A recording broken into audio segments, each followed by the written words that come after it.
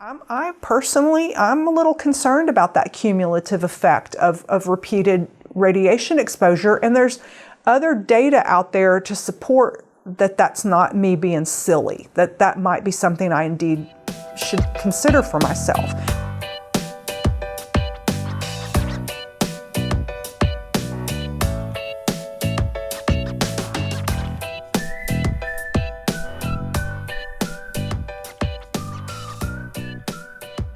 Hey everybody, I'm Lucy Douglas. I'm a family nurse practitioner and I'm owner and CEO of New Beginnings Wellness Center and Spa in Reston, Louisiana. Previously, I've spoken to you about breast cancer prevention in honor of Breast Cancer Awareness Month. And we kind of covered a good bit of ground in that discussion, and I hope you found it encouraging and useful. And at the end of that discussion, we were talking about the recommendation that's given to reduce risk for breast cancer specifically, that we would diminish our exposure to radiation. And what I found kind of interesting about that is that when you go online and read about that, it'll mention radiation such as medical imaging like X-rays and CT scans. Well, I'm 58 years old. I could probably, if I thought about it real hard, I could probably think that I've had less than 8 X-rays in my whole entire life, and I've had 1 CT scan. But what have I had a lot of as a woman older than 40? I've had a lot of mammograms, and that's not mentioned when the recommendation is given to decrease our exposure to radiation. And so I think, are we being a little like, are we being hypocrites? Or is it just a little disingenuous that there's a bias there to me? And that's what I take issue with, is I feel like there's a bias and we're not being given like all the information. Like, give me all the information and then let me use my brain and my intuition and let me decide what is my best path. And so, as you consider these things that we talk about, I want you to feel more knowledgeable and powerful, and that you can know more. You can know as much as I can know. And that you decide, what do I feel comfortable with when we're talking about, taking care of our breasts and having healthy breast tissue, and that all of that behaves and doesn't give us any trouble across our lifespan. And so mammography is so the norm. It is so accepted, and the recommendations are that starting at 40, women should begin their screening, even younger than 40 if there's a significant family history. So I'm never sitting here saying you must do thus and such, or you should never do thus and such. That's not what a place where I'm coming from. I'm coming from be educated and know that there are often two sides. There's more than one thing to consider here. And so an intervention I want to bring to your attention is something called thermography. So thermography has been around since for the application for the use in health screening since about the 1970s. So this is not new. It's been looked at, in studies. It is infrared. It's an infrared camera that's pointed at your whatever area of the body that it's screening. In this case, we're talking about breast tissue. And what it does, it's detecting heat patterns and blood flow in the tissue. And so if you look up thermography, we're talking about bias. I mentioned there's the guideline saying no to radiation, but they don't specifically mention no to mammogram, because that's radiation that women are getting every year. But then if you look up thermography, you'll see it's not sensitive enough. It doesn't find enough breast cancers. Well, hold up. We're talking about prevention here. So I'm coming at it from a perspective of, can I find changes in my breast tissue before a tumor is there? Is that possible? Before there's even something there that I could palpate myself. And I think with this technology gives us that opportunity. And that's why I'm intrigued by it. That's why I decided to offer this screening at New Beginnings, because I was like, you mean this possibly could help me find a problem before it becomes a problem? Well, sign me up for that. Because mammography, y'all, is finding a problem once you already got a problem. So I'm all for this other. I'm not here to throw the baby out with the bathwater. I'm saying I'm here giving you some information. Then you take all this information in light of your own health and your own health history, and you decide your own path. And certainly leave comments, questions, feedback for me, because we can discuss this. I'm never saying to you, I know everything. Not there yet, probably never will get there. There's always something new for me to learn. But I wanted to make you aware that this exists and that you might, if you read about it, find a lot of negative comments made about it because of its lack of sensitivity. But I'm saying I'm backing up from that, and I'm saying I think it's a useful tool. It's a complement to the other things that I'm doing here at New Beginnings. And if it allows me an opportunity to screen someone and detect a change in breast tissue, then we can look at each other and go, oh, well, look at this information we received back from your screening. Let's talk about this. What do we think this is?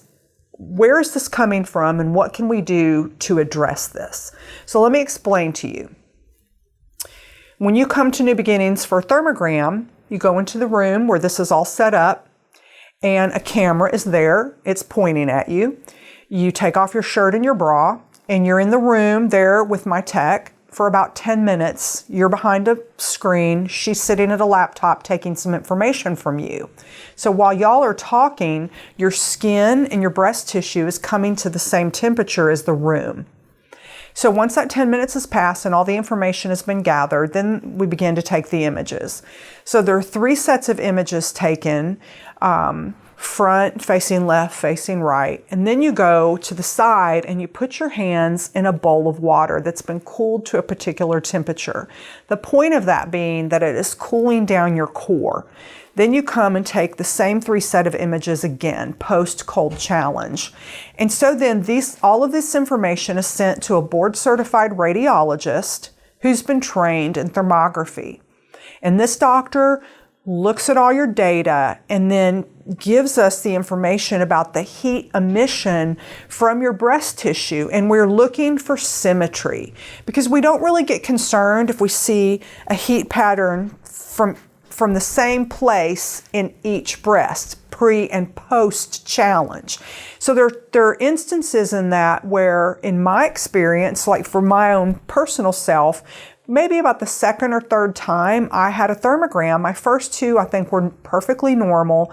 And then my 3rd one came back that there was a spot in the upper area of my right breast that was not symmetrical. I didn't have the same thing happening on the left breast. And so it was recommended, the radiologist will give a recommendation when he feels like the patient should be rescreened.